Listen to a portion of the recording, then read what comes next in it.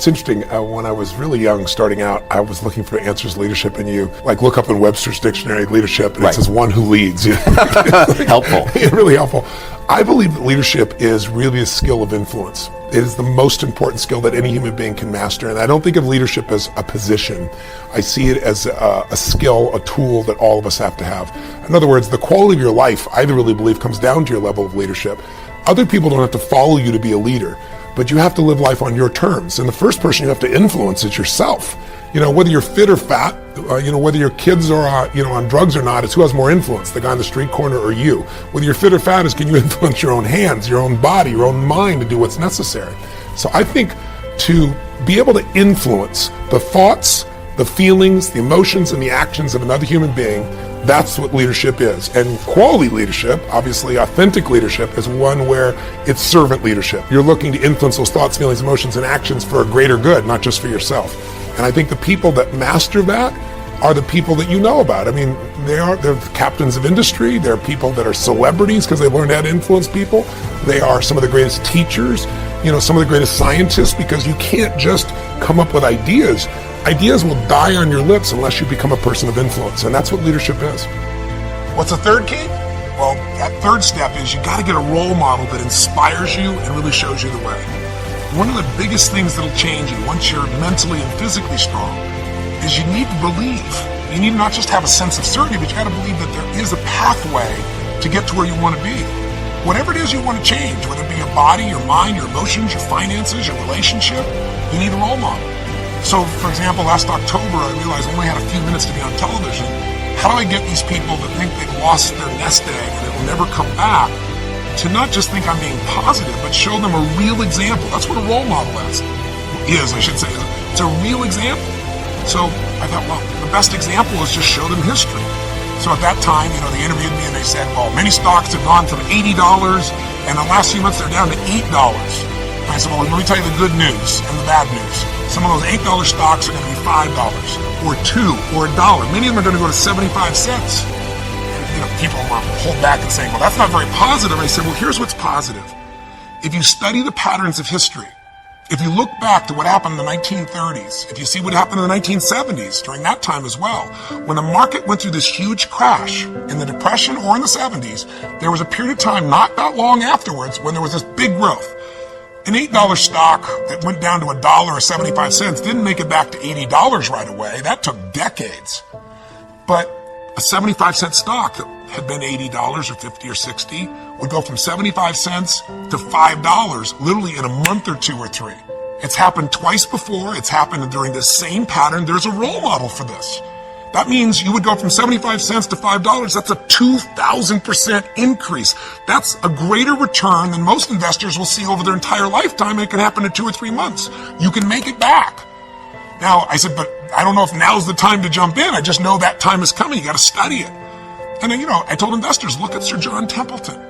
He had just passed away a few months before. I was fortunate enough to know him. If you don't know the name, he's one of the greatest investors in history. And he became an investor, a billionaire, I should say, by being an investor, and he started with $10,000. How do you do that? He did it because he believed you make all your money at times of maximum pessimism. That was his role model. In 1939, the Depression is going on, Hitler invades Poland, and he's in a place where all heck is breaking loose, and he took his $10,000 and he invested it all he could in the stock market, bought stocks that cost $1. Many of these stocks were near bankruptcy. But what do you think happened after the war? Things got back to normal, the season always comes back. He became a billionaire from those investments. He invested in Japan when no one would invest in Japan because no role model would do that. They just got bombed. The country's down to mud and dirt.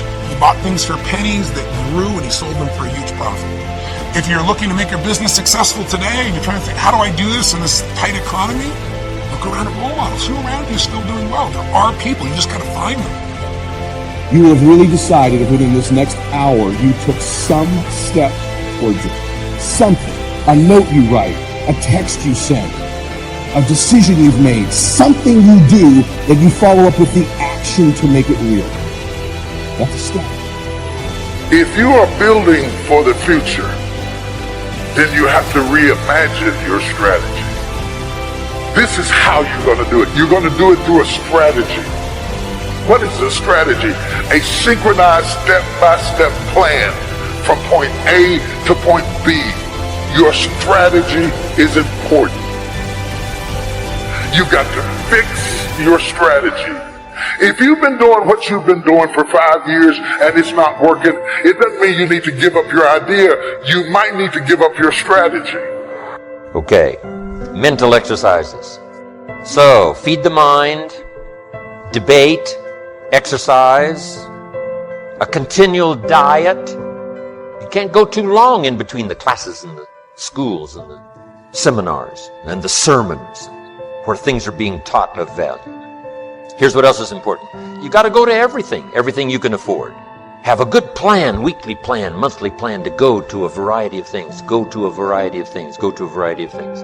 And don't miss the chance. Even if you're involved in a certain company and they say, we're going to have a training class. You say, I've been to one of those. I'm asked, you got to go again, and you got to go again. You can't get it all the first time. When they call a little training class, make sure you're there. Here's why. Some of them are going to be life-changing. And you don't know which experience is going to be life-changing. You can't pick the one. You just got to go, go, go, go. One is life-changing. You go again, you go again, you go again. Another one is life-changing.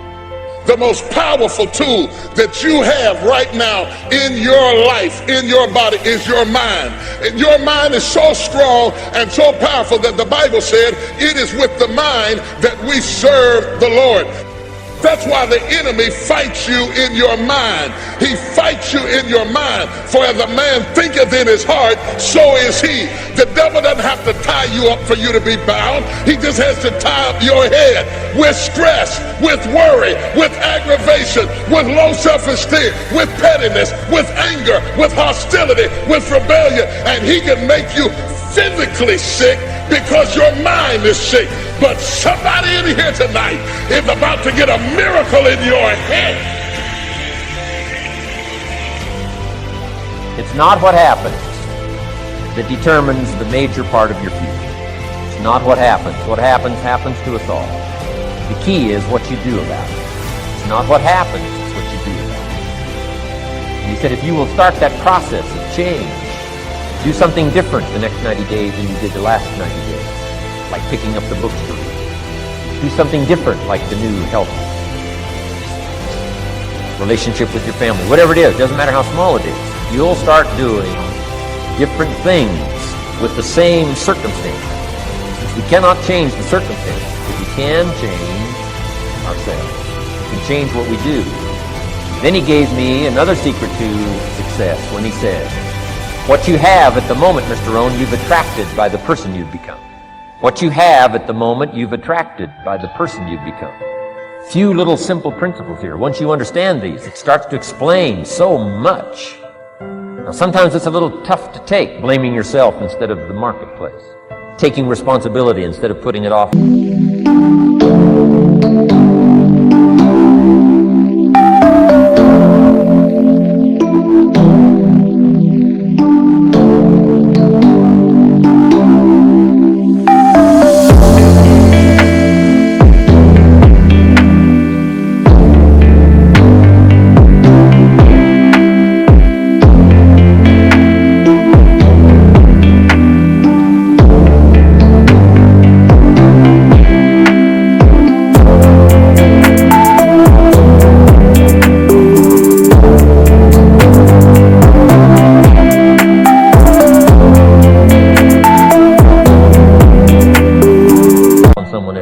That transition sometimes is a challenging mission.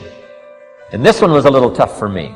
He said, Mr. Rohn, you've got pennies in your pocket, you've got nothing in the bank, the creditors are calling, you're behind on your promises. And he says, here's how that occurs.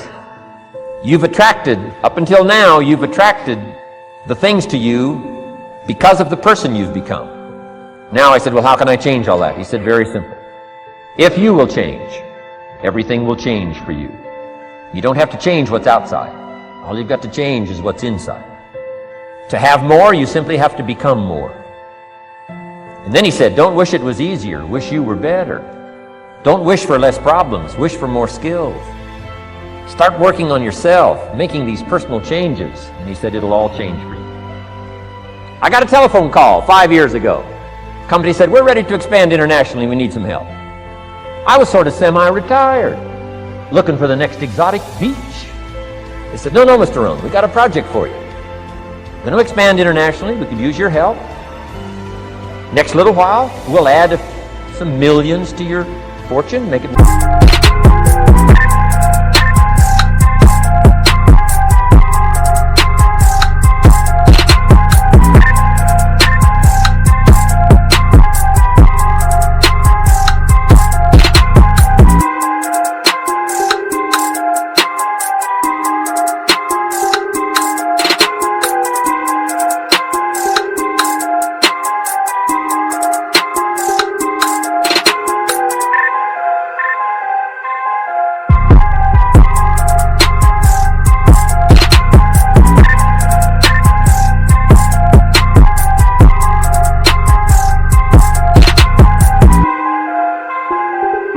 Worth your while?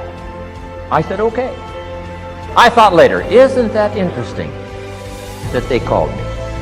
My second thought was, of course they'd call me. Who else would they call? I mean, you know, I can get the job done. No, Daddy, no. I'm telling you, isn't this weird? I'm telling you, it seems like when you owe a lot of money, it just the time go by so fast. I can't believe it. I can't believe it. It seems like, oh my goodness, the days are just flying by. And when I wake up in the morning, I look at myself and I always say, I thank God for being able to wake up this morning in my right mind. All things work together for good for those who love God and those who are called according to his purpose. Lord, whatever I face today, together you and I can have it. What day is it you said?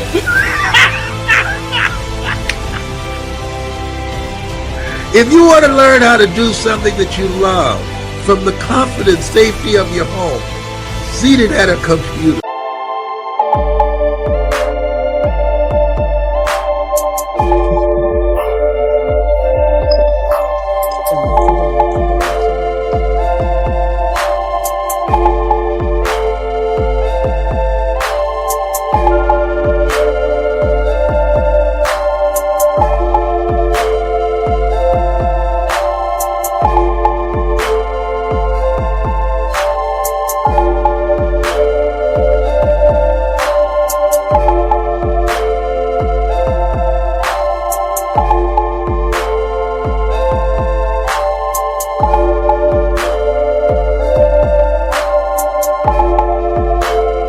if you want to learn how to begin to maximize your potential, your greatness, and if you would like to be a part of a community of people who are going in the right direction, be around the right people and get the right coaching so that you can leave a legacy. These pictures that you see behind me, that's my legacy. That's my legacy. These are my children. You know, and so when that's part of them, that's not all of them. The Lord said, be fruitful and multiply. Homie took him seriously. Oh, behave, whatever. I believe that life is for living, for loving, and being healthy, and living a meaningful life, a purposeful life. Why purposeful? Well, because it narrows your choices. I spent time talking to my son last night. I said, I don't have a void in my life because